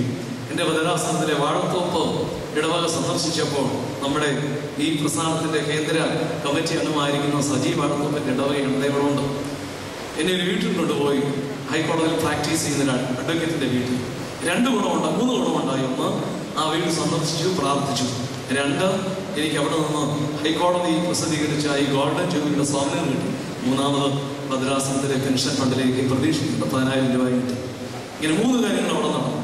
അടുത്ത കാലത്തായിട്ട് ഞാൻ ഈ സ്വാമിനർ വായിച്ചപ്പോൾ അവിടെയാണ് ജസ്റ്റിസ് VR കൃഷ്ണയ്യര് അദ്ദേഹത്തിന്റെ ഒരു നല്ല ലേഖനം അതിലുള്ളത് വായിച്ചു. അപ്പോഴാണ് ഈ ജുഡീഷ്യൽ ജസ്റ്റിസ് എന്ന വാക്ക് എൻ്റെ ശ്രദ്ധയിൽപ്പെട്ടത്. അതെന്താണെന്ന് ഞാൻ ഇങ്ങനെ അദ്ദേഹത്തോട് ചിന്തിക്കുന്നുണ്ട്. ജുഡീഷ്യൽ ജസ്റ്റിസ് ഒരു വിഷയമുണ്ടായി, അതിൻ്റെ ന്യായാന്യായങ്ങൾ നിയമത്തിന്റെ കണ്ണുകൾ കൊണ്ട് വിശകലനം ചെയ്ത് നിയമദൃഷ്ടിയിലൂടെ ഏതാണ് ശരി എന്ന് നിർണ്ണയിക്കുന്നതാണ് ജുഡീഷ്യൽ ജസ്റ്റിസ്. മറ്റൊന്നാണ് സോഷ്യൽ ജസ്റ്റിസ്. സോഷ്യൽ ജസ്റ്റിസ്, കൊലപാതകം ചെയ്ത ഒരുത്തൻ, കൊലപാതകത്തിന് തെളിവ് ദൃക്സാക്ഷികളൊന്നുമില്ല, പ്രോസിക്യൂഷന് ഒരു തരത്തിലും ഇവൻ കൊലയാളിയാണെന്ന് തെളിയിക്കാനായിട്ട് ഒത്തില്ല, കോടതി അവനെ വെറുതെ വിട്ടു. അപ്പോൾ അത് ജുഡീഷ്യൽ ജസ്റ്റിസ്. കോടതി വെറുതെ വിട്ടു. കാരണം നിയമത്തിന്റെ കണ്ണുകൾ കൊണ്ട് എത്ര നോക്കിയിട്ടും കുറ്റക്കാരനാണെന്ന് പറയാൻ ഒക്കെയില്ല. പക്ഷേ സമൂഹത്തിലെ ഭൂരിപക്ഷത്തിന് നിശ്ചയമുണ്ട് ഇവൻ കുറ്റവാളിയാണ്. അവിടെ സമൂഹത്തിന്റെ നീതിബോധവും ജുഡീഷ്യറിയുടെ നീതിബോധവും തമ്മിൽ ചില ലീഗലിസ്റ്റിക് ഡിഫറൻസ് ഉണ്ട്. അതുകൊണ്ടാണ് ഞാൻ ഒന്ന് ജുഡീഷ്യൽ ജസ്റ്റിസ് ആണ്, മറ്റത് സോഷ്യൽ ജസ്റ്റിസ് ആണെന്ന് പറയുന്നത്. അതുകൊണ്ട് എനിക്ക് തോന്നുന്നത് നമ്മുടെ പറയുന്നത് തെറ്റിദ്ധരിക്കുകയില്ലെങ്കിൽ സഭയുടെ തർക്കങ്ങൾ ഉൾപ്പെടെയുള്ള മേഖലകളിൽ നീതിയെ കുറിച്ചുള്ള വിശകലനത്തിൽ ഈ ജുഡീഷ്യൽ ജസ്റ്റിസും സോഷ്യൽ ജസ്റ്റിസും കൂടെ ഒന്ന് കോർത്തിണക്കിക്കൊണ്ട് അല്ലെങ്കിൽ രണ്ടും കൂടി കണക്കിലെടുത്ത് ചെയ്യുന്നത് കുറെ നല്ലതായിരുന്നു. ഇത് രണ്ടുമല്ല ക്രിസ്ത്യൻ ജസ്റ്റിസ്, ക്രിസ്തീയ നീതി. അതെന്തായി ക്രിസ്തീയ നീതി? ക്രിസ്തീയ നീതി ഒരുവൻ കുറ്റക്കാരനാണെന്ന് കണ്ടാൽ ആ കുറ്റത്തെക്കുറിച്ചുള്ള ബോധ്യം അവന് കൊടുക്കുകയും എന്നാൽ അവനെ കുറ്റരഹിതനായിട്ട് പ്രഖ്യാപിക്കുകയും ചെയ്യും. കർത്താവ് കാണിച്ചു തന്നു. റാബിമാരും ശാസ്ത്രമാരും എല്ലാം കൂടെ ഒരു സാധു സ്ത്രീയും, സാധു എന്ന് പറഞ്ഞാൽ ഇപ്പം വേണ്ടാതിനൊക്കെ ഉണ്ട് കയ്യിൽ, കർത്താവിന്റെ അടുക്കൽ കൊണ്ടുവന്ന് പറഞ്ഞു, ഗുരു ഇവള് മഹാമോശക്കാരിയാണ്, ഞങ്ങളിവിടെ പിടിച്ചുകൊണ്ട് വരിക, ന്യായപ്രമാണം അനുസരിച്ച് ഇവിടെ കല്ലെറിഞ്ഞു കൊല്ലണം. ഈ ആവശ്യം ഉന്നയിച്ച റാബിമാരോ അല്ലെങ്കിൽ അവിടെ കൂടിയ യഹൂദ ജനങ്ങളോ, എറിയാൻ കല്ലുകൾ പിടിച്ച് നിൽക്കുന്ന യഹൂദ ജനങ്ങളോ ആരും കുറ്റക്കാരല്ല. കാരണം എന്താ? വർഷങ്ങളായിട്ട് നൂറ്റാണ്ടുകളായിട്ട് അവരനുവർത്തിക്കുന്ന നിയമ സംഹിത വിധിക്കുന്നത് ഇവർക്ക് കല്ലേറുകൊണ്ടുള്ള മരണം തന്നെയാണ്. എന്നാൽ കർത്താവ് നിലത്ത് കുനിഞ്ഞ് മണ്ണിൽ എഴുതുകയാണ്. എന്തോ ആ പൂഴിയിൽ കർത്താവ് എഴുതിയത് എന്താണെന്ന് ചോദിച്ചാൽ ഞാൻ പറയും, ആ പൂഴിയിലാണ് കർത്താവ് ഈ യുവതിയുടെ വിധിത്തീർപ്പ് എഴുതിയത്. ജഡ്ജ്മെന്റ് കടലാസിൽ എഴുതാതെ മണ്ണിൽ എഴുതി കർത്താവ് എന്താ പറഞ്ഞത്? പാപമില്ലാത്തവരാരെങ്കിലും കൂട്ടത്തിലുണ്ടെങ്കിൽ കല്ലെറിഞ്ഞു. വീണ്ടും അവന്റെ എഴുത്ത് തുടർന്നു. ഒടുവിൽ അവൻ തല പൊക്കി, ആരെയും കണ്ടില്ല, വേദനിച്ച് നിൽക്കുന്ന സ്ത്രീയെ കണ്ട് അവളോട് പറഞ്ഞു, മകളെ പോക, ഇനി പാപം ചെയ്യരുത്. അപ്പോൾ പാപിയാണ് ഇവിടുന്ന് കർത്താവ് അംഗീകരിക്കുന്നു, പാപം ചെയ്യരുതെന്ന് നിർദ്ദേശിക്കുന്നു, എന്നാൽ അവളെ കുറ്റരഹിതയായിട്ട് വിടുന്നു. ഇതാണ് ക്രിസ്ത്യൻ ജസ്റ്റിസ്. ഇതാണ് ക്രിസ്ത്യൻ ജസ്റ്റിസ്. അപ്പോൾ ജുഡീഷ്യൽ ജസ്റ്റിസ് ഉണ്ട്, ലീഗൽ സോഷ്യൽ ജസ്റ്റിസ് ഉണ്ട്, ക്രിസ്ത്യൻ ജസ്റ്റിസ് ഉണ്ട്. അപ്പോൾ നമുക്ക് പൈതൃകത്തിൽ നിന്ന് ആവാഹിച്ചെടുക്കുന്ന ഊർജത്തെ വേണ്ടതുപോലെ കൈകാര്യം ചെയ്ത് അത് നൽകുന്ന ആവേശത്തിൽ നമുക്ക് ഈ സമൂഹത്തോടുള്ള നമ്മുടെ ഉത്തരവാദിത്തങ്ങൾ, കടപ്പാടുകൾ നിർവഹിക്കുന്ന നേരത്ത് ഈ നീതിബോധം, നീതിയെക്കുറിച്ചുള്ള 3 കാഴ്ചപ്പാടുകൾ കൂടെ നമ്മുടെ ശ്രദ്ധയിൽ ഉണ്ടാകേണ്ടതാണ്.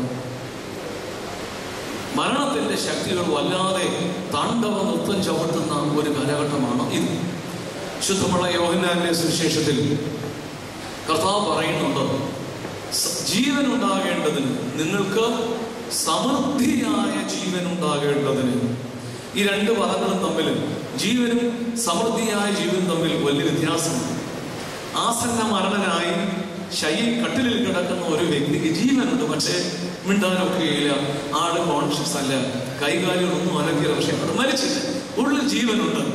അപ്പോൾ അദ്ദേഹത്തിന് ജീവനുണ്ട്, പക്ഷേ സമൃദ്ധിയായ ജീവനില്ല.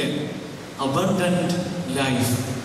കർത്താവ് പറയുകയാണ്, ഞാൻ വന്നിരിക്കുന്നത് നിങ്ങൾക്ക് ജീവൻ ഉണ്ടാകുവാനും. എങ്ങനെയുള്ള ജീവൻ?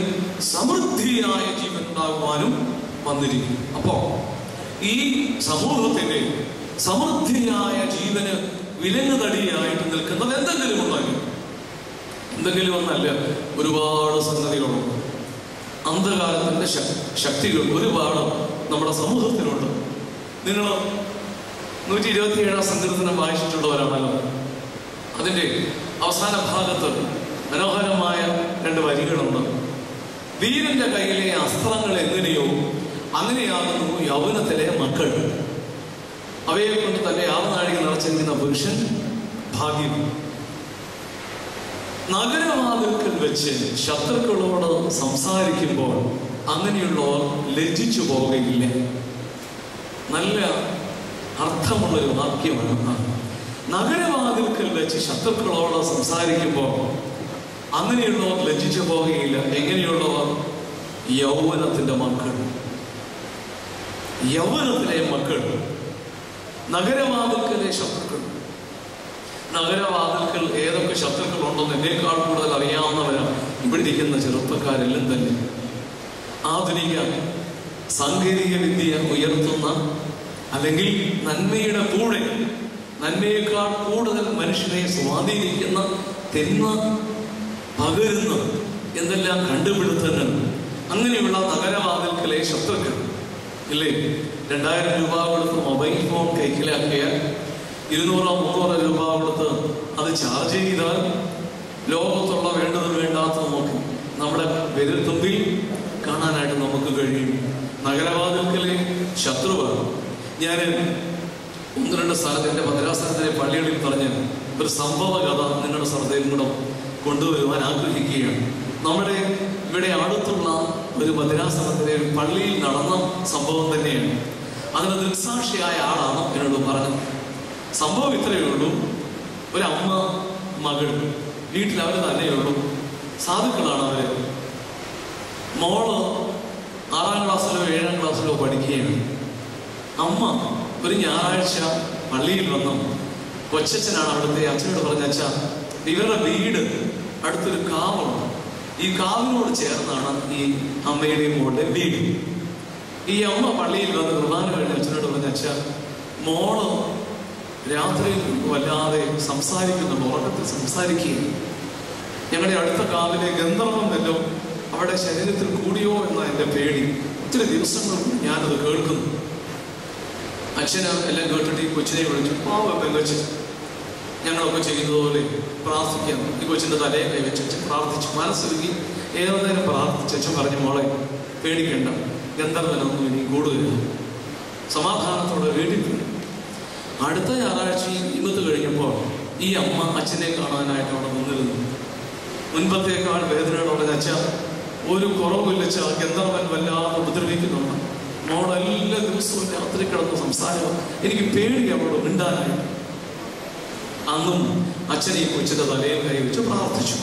പക്ഷേ ഈ തലമുറയിലെ ഒരച്ഛനായതുകൊണ്ട് സെമിനാരിയിൽ ഞാൻ കൂടെ പഠിപ്പിച്ചതാണ് കൊച്ചച്ഛൻ. അതുകൊണ്ട് അദ്ദേഹത്തിന്റെ അന്തരംഗത്തിൽ ചില സംശയങ്ങളൊക്കെ ഉടലെടുത്തു. ആരായിരിക്കാം രാത്രിയിൽ വന്ന് ശല്യം ചെയ്യുന്ന ഈ ഗന്ധർവൻ?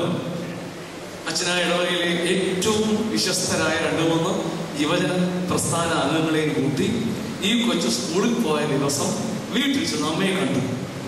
അമ്മയോട് ചോദിച്ചു, അമ്മയെ എവിടാ നിങ്ങൾ കിടന്നത്? കൊച്ചു വീടാണ്. അച്ഛൻ അതായത് ഈ മുറിയില്ല, ഈ കട്ടിലെ ഞാനും ആ കട്ടിൽ അവിടെ കിടക്കും. വലിയ സങ്കടത്തിലാണ്. അച്ഛൻ അവിടെ നിന്ന് കാവൊക്കെ കണ്ടു. അതതിൻ്റെ പിടിക്ക് അവിടെ കൊണ്ട് ദോഷമൊന്നും. അച്ഛനും യുവജന പ്രസ്ഥാന അംഗങ്ങളും കൂടെ ആ മുറി ഒന്ന് പരിശോധിച്ചു. പരിശോധനയെല്ലാം കഴിഞ്ഞിട്ട് പഴയ ഒരു ഇൻസ്ട്രുമെന്റ് ബോക്സ് കൈ കെട്ടി. ആ ഇൻസ്ട്രുമെന്റ് ബോക്സ് കയ്യിലെടുത്തപ്പോൾ അത് തുറന്നപ്പോൾ അതിനകത്ത് ഒരു മൊബൈൽ, 2 സിം കാർഡ് ഗന്ധർവനെ കൈകെട്ടി. ഒരു മൊബൈലും ഉണ്ട്, 2 സിം കാർഡും ഉണ്ട്. ഈ അച്ഛൻ അമ്മയോട് ഈ കാര്യമൊന്നും പറഞ്ഞില്ല. സ്കൂള് കഴിഞ്ഞ് മോള് വന്ന ഉടനെ വഴക്ക് പറയാതെ വളരെ സ്നേഹത്തോടെ 6ാം ക്ലാസ്സിൽ പഠിക്കുന്ന കൊച്ചുകുട്ടിയെ അവളോട് ചോദിച്ചു, മോളെ ഇതാണ് നിനക്ക് വാങ്ങിച്ചു തന്നത്? ആദ്യം അവളും പേടിച്ചു. പിന്നെ അച്ഛാ, ഇത് ഞങ്ങളുടെ സ്കൂളിൻ്റെ അടുത്തൊരു ബാർബർ ഷോപ്പിലെ ഒരാളുണ്ട്, അയാളാണ് എനിക്ക് വാങ്ങിച്ചു തന്നത്. അതിന് മോക്ക് വാങ്ങിച്ചു തന്നത്. ഉച്ചയ്ക്ക് ചോറുണ്ട് കഴിഞ്ഞിട്ട് പാത്രം കഴുകാനായിട്ട് ഞങ്ങളുടെ സ്കൂളിൽ 2-3 പൈപ്പുകളേ ഉള്ളൂ. സ്കൂളിനോട് ചേർന്ന ബാർബർ ഷോപ്പ്, അവിടെ ഒരു പൈപ്പുണ്ട്. ഞങ്ങൾ കുറേ കുട്ടികൾ അവിടെ കൈയെടുക്കാൻ പോകും. ബാർബർ ഷോപ്പിലെ ഒരു ചേട്ടൻ അന്നേരം എന്നോട് സംസാരിച്ചു. പല ദിവസങ്ങൾ സംസാരിച്ചിട്ട് എന്നോട് ചോദിച്ചു, നിനക്ക് രാത്രിയിൽ സംസാരിക്കാൻ പറ്റുമോ? ഇവിടെ പറഞ്ഞു, എൻ്റെ വീട്ടിൽ ഫോണില്ല. അതെന്താ, ഞാനൊരു മൊബൈൽ ഫോൺ വാങ്ങിച്ചു തരാമല്ലോ. അങ്ങനെ ആ ചേട്ടൻ എനിക്ക് മൊബൈൽ ഫോൺ വാങ്ങിച്ചിരുന്നു. 2 സിം കാർഡൊക്കെ വാങ്ങിച്ചു തന്നു. അച്ഛൻ ചോദിച്ചു, ആരാ ഇത് റീചാർജ് ചെയ്യുന്നു? എല്ലാം ചേട്ടനാണ് ചെയ്യുന്നു, എല്ലാം ചേട്ടനാണ് ചെയ്തു കൊടുക്കുന്നു. എന്നിട്ട് അവൾ പറഞ്ഞു, അമ്മ ഉറങ്ങിക്കഴിയുമ്പോൾ ഞാൻ പലവഴി പുറപ്പെട്ടിട്ട് രാത്രി മൊബൈലിലൂടെ സംസാരിക്കുന്നത് അമ്മ പേടിച്ച് പറഞ്ഞ ഗന്ധർവൻ. നിങ്ങളുടെ ഗന്ധർവൻ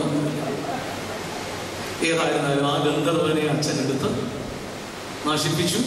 അമ്മയോട് പറഞ്ഞു, ഗന്ധർവന്റെ കാര്യം പറഞ്ഞില്ല, കൊച്ചിനെ സൂക്ഷിച്ചോണം. പിന്നെ ആ കൊച്ചിനെ വരെ ഗുണദോഷങ്ങളൊക്കെ കൊടുത്ത് ആ കൊച്ചു വലിയ പരിക്കില്ലാതെ രക്ഷപ്പെട്ടു. അപ്പോൾ നഗരവാതിൽക്കൽ ഇതുപോലെ ഒരുപാട് ഗന്ധർവന്മാരുണ്ട് അല്ലേ? കഴിഞ്ഞ ദിവസം പത്രത്തിലൊരു വാർത്തയുണ്ടായിരുന്നു. ഒരു ശ്രീജിത്തോ മറ്റോ ശ്രീരാജ്, കോഴിക്കോട്ടുകാരന്. ഞാൻ പഠിച്ചത് കോഴിക്കോട്, അതുകൊണ്ട് കോഴിക്കോട്ടുകാരനെ കേട്ടപ്പോൾ എനിക്ക് വേദനയുണ്ടായി. ബാംഗ്ലൂരിലുള്ള വൈറ്റ് ഫീൽഡിൽ ജോലി ചെയ്യുന്ന ഒരു സോഫ്റ്റ്വെയർ എഞ്ചിനീയർ ശ്രീരാം രാത്രി 12:30 അവൻ്റെ കാറിൽ മരിച്ചു കിടക്കുന്നതായിട്ട് കണ്ടു. പോലീസ് അന്വേഷിച്ചു. ഉറക്ക ഗുളികൾ ഒരുപാട് കഴിച്ചിട്ടുണ്ട്. 100 ഉറക്ക ഗുളികൾ അവൻ്റെ വയറ്റിലുണ്ടായിരുന്നു. കൂടാതെ അവൻ്റെ ഇമെയിൽ രാത്രിയിൽ അയച്ചിരുന്നു. ജെന്നിഫർ എന്ന് പറയുന്ന ഒരു പെൺകുട്ടിയാണ് അത്രയും അവൻ പ്രണയിക്കുന്ന പ്രണയിനി. ജെന്നിഫറിന് അയച്ച 11:30 അയച്ച ഇമെയിൽ 3 പേജുള്ളത് വിശദമായിട്ട് പോലീസ് കണ്ടെടുത്തു. അതിനകത്തുള്ള വിഷയം എന്താണ്? ജെന്നിഫർ പ്രണയം ഇവനോടുള്ളത് അവസാനിപ്പിച്ചിട്ട് വേറെ ഏതോ ഒരുത്തിനോട് പ്രണയം മൂത്തിട്ട് അവനെ സ്നേഹിക്കാൻ തുടങ്ങി. അപ്പോൾ ഇവൻ വിവാഹാഭ്യർത്ഥന അവൾ നിരസിച്ചു. ഈ ചെറുപ്പക്കാരൻ കോഴിക്കോട്ടുകാരനായതുകൊണ്ട് തെക്കോട്ട മനുഷ്യരുടെ അത്രയും കാപട്യമില്ലാത്തതുകൊണ്ട് നിങ്ങൾ തെറ്റിദ്ധരിക്കരുത്, ഞാൻ തെക്കു വടക്കൻ ചേർന്ന ഒരാളാണ്. ജന്മം കൊണ്ട് തെക്കനും കർമ്മം കൊണ്ട് വടക്കുവാ എൻ്റെ ദേശം. ചെങ്ങന്നൂരാണ് ഉയർന്ന തിരുമേനയുടെ ഉദ്രാസമാണ് എൻ്റെ മാതൃകദ്രാസം. അതുകൊണ്ട് എനിക്ക് 2 ദേശത്തിൻ്റെ പ്രത്യേകത അറിയാം. കോഴിക്കോട്ടുള്ള മനുഷ്യൻ കുറച്ചുകൂടെ സിമ്പിളായിട്ടുള്ള മനുഷ്യൻ. ഈ ശ്രീരാഗ് ആത്മഹത്യ ചെയ്തു. ഇന്നത്തെ പത്രത്തിലുണ്ട്, പോലീസ് ജെന്നിഫറെ കൈയോടെ പിടികൂടി. അവൾ പറഞ്ഞത് അവള് IBM ജോലി ചെയ്യുന്ന സോഫ്റ്റ്വെയർ എഞ്ചിനീയറാണ്. ചോദ്യം ചെയ്തപ്പോൾ ഇന്നലെ ജെന്നിഫർ സത്യം പറഞ്ഞു, 10ാം ക്ലാസ് പാസ്സായിട്ടേ ഉള്ളൂ, മേളകളിലൊന്നും പഠിച്ചിട്ടില്ല. പേര് ഗായത്രി. അവള് ഏതോ ഒരു കോൾ സെന്ററിലെ കോൾ ഗേളായിട്ട് കോൾ സെന്ററിൽ വർക്ക് ചെയ്യും. അതാണ് ജെന്നിഫർ. പക്ഷെ അവളുടെ പേര് എന്താണ്? ഗായത്രി. 10ാം ക്ലാസ്സുകാരി. ഒരിക്കൽ പോലും ഈ ശ്രീരാഗ് ഇവിടെ കണ്ടിട്ടില്ല. പിന്നെ എങ്ങനെയാ മണി പറ്റിച്ചത്? ചാറ്റിങ്. ഇന്നലെ ആരോ പ്രസംഗിച്ചോ പറഞ്ഞ് ഇവർ ഇഷ്ടപ്പെട്ടു. ചാറ്റ് ചെയ്ത് അവസാനം ചീറ്റ് ചെയ്യപ്പെടാതെ സൂക്ഷിച്ചോണം എന്നുള്ളത്. ചാറ്റിങ് അവസാനം ശ്രീരാഗിന്റെ അവസാനത്തിൽ കലാശിച്ചു. ചാറ്റിങ് ആദ്യം സൗഹൃദമായിരുന്നു. സൗഹൃദത്തിൽ നിന്ന് പ്രണയത്തിലേക്ക് നീങ്ങി, പ്രണയത്തിൽ നിന്ന് ഒടുവിൽ മരണത്തിലേക്ക് ചെന്ന് കലാശിച്ചു. നഗരവാതിൽക്കലെ ശത്രുക്കളിൽ മറ്റൊരു ശത്രു. മക്കളെ, അല്ലെങ്കിൽ യുവ സഹോദരങ്ങളെ, സുഹൃത്തുക്കളെ, ഇതുപോലെ യൗവനത്തിലെ ശത്രുക്കൾ പിടികൂടിയിട്ടുള്ള ആരെങ്കിലും ഇവിടെ ഉണ്ടെങ്കിൽ ഇന്നാണ് നൃത്തമായി പരിപാടി. മൊബൈലൊക്കെ യൂസ് ചെയ്തു, പക്ഷേ അതിൽ ആവശ്യമില്ലാത്തത് കാണാൻ, ആവശ്യമില്ലാത്ത സൈറ്റ് സെർച്ച് ചെയ്യാനായിട്ട് ഇടയാവരുത്. എനിക്കിതിൻ്റെ സൂത്രങ്ങളൊക്കെ അറിയാം. ഞാൻ ഒരു വേണ്ടാത്ത സൈറ്റും കാണുന്ന മനുഷ്യനല്ല. പക്ഷേ ബ്രൗസ് ചെയ്യുന്നവർക്കറിയാം ഏതൊക്കെ ലോകത്തിൻ്റെ ഏതൊക്കെ കോണിൽ ഇതുവഴി പോകാൻ സാധിക്കുമെന്നുള്ളത്. അതുകൊണ്ട് വല്ലവരും അത് ചെയ്യുന്നുണ്ടെങ്കിൽ സമൂഹത്തോടുള്ള പ്രതിബദ്ധത നിറവേറ്റാൻ എന്നതിനേക്കാൾ കൂടുതൽ അവനവനോടും മാതാപിതാക്കളോടും സർവശക്തനോടുമുള്ള ബന്ധത്തെയെങ്കിലും നിലനിർത്തി ഇത്തരത്തിലുള്ള യൗവന നഗരവാതിൽക്കലെ ശത്രുക്കളോട് എതിർക്കുവാനായിട്ട് കഴിയണം. അപ്പോൾ ഞാൻ പറഞ്ഞതിൻ്റെ അർത്ഥം, യൗവനത്തിലെ പ്രതിബദ്ധതകളിൽ ഒന്നാണ് സമൂഹ ജീവിതത്തിൻ്റെ സമൃദ്ധി ഇല്ലാതാക്കുന്ന, അല്ലെങ്കിൽ സമൃദ്ധിയായ ജീവനെ നിഷേധിക്കുന്ന മരണത്തിൻ്റെ അന്ധകാരത്തിൻ്റെ ശക്തികൾ എവിടെയെങ്കിലും ഉണ്ടെങ്കിൽ അതിനെതിരെ പോരാടാനായിട്ടാണ് നമ്മൾ ശ്രമിക്കേണ്ടത്.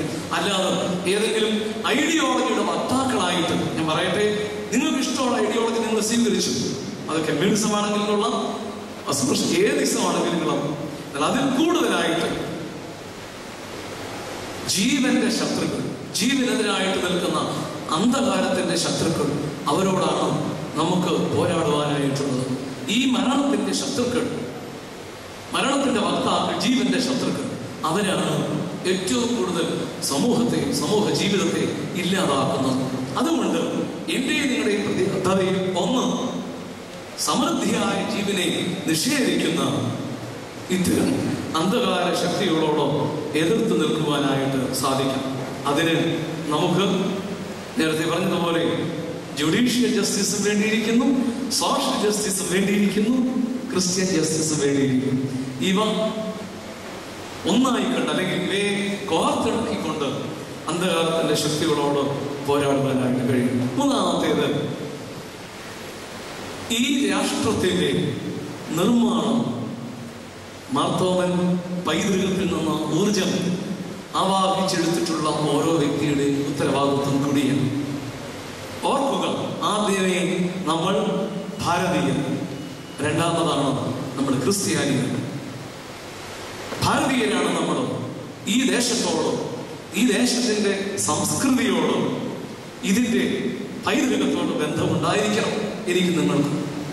ദേശത്തിന്റെ പൈതൃകത്തോട് ബന്ധമുള്ള ആളുകൾക്ക് മാർത്തോമൻ പൈതൃകത്തെ ആദരിക്കുവാനായിട്ട് കഴിയുള്ളൂ. അതുകൊണ്ട് രാഷ്ട്രത്തിന്റെ നിർമ്മാണം, അതിലുള്ള പങ്കാളിത്തം അത് വളരെ വലുതാണ്. അതും ക്രിസ്തീയ ദൗത്യമായിട്ട്, യൗവന ദൗത്യമായിട്ട് തന്നെ കാണാം. അത് ഒരുപാട് ചർച്ച ചെയ്യേണ്ട സംഗതിയാണ്, അത്രയും ഞാൻ പോകുന്നില്ല. എന്നാൽ ഈ രാഷ്ട്ര നിർമ്മാണം ചർച്ച ചെയ്യുന്ന നേരത്ത് മറക്കാതെ ഓർത്തിരിക്കേണ്ട ഒന്നുണ്ട്. ഈ രാഷ്ട്രത്തിന്റെ സംസ്കൃതിയുടെ സൗന്ദര്യത്തിന്റെ ഏറ്റവും വലിയ രഹസ്യം അത് ആർഷഭാരതം എന്ന് പറയുന്നതൊന്നും അല്ലേ, അതൊക്കെ ഉണ്ട്. എന്നാൽ അതിൽ കൂടുതലായിട്ട് ഈ രാഷ്ട്ര സംസ്കൃതിയുടെ സൗന്ദര്യം കുടികൊള്ളുന്നത് ഇവിടുത്തെ ബഹുലതയിലാണ്. Plurality, culturally, religiously, linguistically pluralistic. അതാണ് ഭാരതം. എല്ലാ നിലകളിലും സംസ്കാരത്തിന്റെ അടിസ്ഥാനത്തിൽ, ഭാഷയുടെ അടിസ്ഥാനത്തിൽ, മതവിശ്വാസത്തിന്റെ അടിസ്ഥാനത്തിൽ ബഹുലതകൾ ഇവിടെയുണ്ട്. ഈ ബഹുലതകളെ നിരാകരിക്കാതെ ഇവയെ ആവുന്നത്ര കോർത്തിണക്കിക്കൊണ്ട് ഈ രാഷ്ട്രത്തിന്റെ നിർമ്മിതി സാധ്യമാക്കാനായിട്ടുള്ള ഉത്തരവാദിത്വം നമുക്കുണ്ടെന്ന് ഓർത്തിരിക്കുന്നു. ഭാരതം വളരെയേറെ അനുഗ്രഹീതമായ വാക്കാണത്. ആ പദത്തിന്റെ അർത്ഥം വളരെ ശ്രദ്ധേയമായിട്ടുള്ള ഒന്നാണ്. ഭാരതം നമ്മൾ ശബ്ദധാരാവിൽ നോക്കുകയാണെങ്കിൽ അത് ഇങ്ങനെയാണ് തിരിച്ചെഴുതിയിരിക്കുന്നത്: ഭാസ് അധികം രഥം. ഭാസ് എന്ന് പറഞ്ഞാൽ പ്രകാശം അല്ലെങ്കിൽ സൂര്യൻ, ഭാസുരൻ. ഭാസ് പ്രകാശമാണ്. രഥം എന്താണ്? രഥം എന്ന് പറഞ്ഞാൽ സന്തോഷം, രതി, അതെല്ലാം അതിൽ നിന്നാണ്. അപ്പോൾ എന്താണ് ഭാരതം? പ്രകാശത്തിൽ സന്തോഷിക്കുന്നവർ ആരോ അവര് ഭാരതീയര്. പ്രകാശത്തിൽ സന്തോഷിക്കുന്നവരുടെ നാട് ഏതോ അത് ഭാരതം. ഇതാണ് ഭാരതം. പ്രകാശത്തിൽ സന്തോഷിക്കുന്ന ജനതോതി. അതുകൊണ്ടാണ് യുഗായുഗങ്ങളായിട്ട് ഇവിടുത്തെ പുണ്യമുള്ള പൂർവ സൂര്യകളായ പിതാക്കന്മാര് മന്ത്രിക്കുകയുണ്ടായി. തമസോമ ജ്യോതിർഗമയാണ്. അന്ധകാരത്തിൽ നിന്ന് പ്രകാശത്തിലേക്ക് ഞങ്ങളെ കൊണ്ടുവരണമേ, ഞങ്ങളെ നയിക്കണമേ. കാരണം അവര് ഭാരതത്തെ, പ്രകാശത്തിന്റെ മണ്ണിനെ, ഭാരതത്തെ, ഈ പ്രകാശത്തെ സ്നേഹിച്ച ആളുകളാണ്. എന്നാൽ ഇന്ന് നമ്മുടെ രാഷ്ട്രത്തിൽ പ്രകാശത്തേക്കാൾ കൂടുതൽ ഇരുട്ട് മൂടുകയാണെന്ന് പറഞ്ഞാൽ അതും നിരാകരിക്കാനായിട്ട് നമുക്ക് കഴിഞ്ഞു വരികയില്ല. അതുകൊണ്ട് ഭാരത സംസ്കൃതിയുടെ സൗന്ദര്യത്തിൽ ശ്രദ്ധേയമായിട്ടുള്ള സംഗതി ഈ മണ്ണിന്റെ, ഈ സംസ്കാരത്തിന്റെ ബഹുല സ്വഭാവം കൂടിയാണ്. അതായത് ഇവിടെ ക്രൈസ്തവനുണ്ട്, ഹൈന്ദവനുണ്ട്, ഇസ്ലാമുണ്ട്, ബുദ്ധനുണ്ട്, ജൈനനുണ്ട്, പാഴ്സിയുണ്ട്, യഹൂദനുണ്ട്, മതമില്ലാത്തവനുണ്ട്. ഇതെല്ലാം ഈ മണ്ണിന്റെ, ഈ വലിയ കുസുമത്തിന്റെ സൗന്ദര്യമുള്ള, മൃദുലതയുള്ള ഭാഗങ്ങളാണ്. അതോർത്തിരിക്കുക. ഓരോ പുഷ്പത്തിന്റെയും മൃദുലതയുള്ള ഇതളുകളാണ് ഇവയെ ഓരോന്നും തന്നെ. ഈ പുഷ്പങ്ങളെ ചേർത്തിണക്കിക്കൊണ്ട് വൈവിധ്യതകളാകുന്ന മത ഭാഷാ സാംസ്കാരിക വൈവിധ്യതകളാകുന്ന പുഷ്പങ്ങൾ കൊണ്ട് നല്ല പുഷ്പഹാരം നെയ്തെടുത്ത് ഭാരതാംബയെ അണിയിക്കുവാനായിട്ട് കഴിയുമ്പോഴാണ് മാർത്തോമൻ പൈതൃകത്തിൽ നിന്ന് ഊർജം ആവാഹിച്ചെടുക്കുന്ന യൗവന ശക്തിക്ക് തങ്ങളുടെ കടമ ഉത്തരവാദിത്വം നിർവഹിക്കുവാനായിട്ട് കഴിയുന്നു. എൻ്റെ വാക്കുകളെ ചുരുക്കട്ടെ 3 ചിന്തകളാണ് നിങ്ങളുമായി പങ്കുവയ്ക്കുവാനായിട്ട് ആഗ്രഹിച്ചത്. ഒന്നാമത്തേത്, പാർശ്വവൽക്കരിക്കപ്പെട്ട ആളുകളോട് ചേർന്ന് നിന്നും അവരോട് ചേർന്ന് അവരുടെ പക്ഷം ചേർന്ന് നിന്നുകൊണ്ട് പ്രതിബദ്ധത നിലനിർത്തുക. രണ്ടാമത്തേത്, ജീവന്റെ ശത്രുവായിരിക്കുന്ന അന്ധകാരത്തിന്റെ ശക്തികൾക്കെതിരെ പോരാടിക്കൊണ്ട് മാർത്തോമൻ പൈതൃകത്തിന്റെ പ്രതിബദ്ധത യൗവനം നിലനിർത്തുക. 3, രാഷ്ട്ര നിർമ്മാണം എന്ന വലിയ ഉത്തരവാദിത്തത്തെ മറന്നുപോകാതെ അതിന്റെ ഗൗരവം കണക്കിലെടുത്ത് മാർത്തോമൻ പൈതൃകത്തിൽ നിന്ന് ആർജിച്ചെടുക്കുന്ന ഊർജത്തിലൂടെ ഓരോ മാർത്തോമൻ പൈതൃകത്തിന്റെ അവകാശിയായിരിക്കുന്ന ഓരോ യുവാവും ഓരോ യുവതിയും യഥാർത്ഥത്തിൽ ഊർജത്തിന്റെ പ്രവാഹങ്ങളായി തീരട്ടെ. അങ്ങനെ ഈ പൈതൃകത്തിന്റെ കൂട്ടവകാശികളായിരിക്കുന്ന എനിക്കും നിങ്ങൾക്കും നമ്മുടെ ദേശത്തോട്, മതത്തോട്, സംസ്കാരത്തോട്, സംസ്കൃതിയോട് നിർവഹിക്കുവാനായിട്ടുള്ള ഉത്തരവാദിത്തം നിർവഹിക്കുവാൻ സർവശക്തൻ സഹായിക്കട്ടെ എന്ന് പ്രാർത്ഥിച്ച് എൻ്റെ വാക്കുകളെ ചുരുക്കുന്നു. ഈ അവസരം തന്ന യുവന പ്രസ്ഥാനത്തിൻ്റെ കേന്ദ്ര ഭാരവാഹികൾ, ഇതിൻ്റെ രക്ഷാധികാരിയായിരിക്കുന്ന ഭീമന്യൻ തിരുമേനി, എല്ലാവരോടുമുള്ള നന്ദി അറിയിച്ചുകൊണ്ട് എൻ്റെ വാക്കുകൾ ചുരുക്കുന്നു.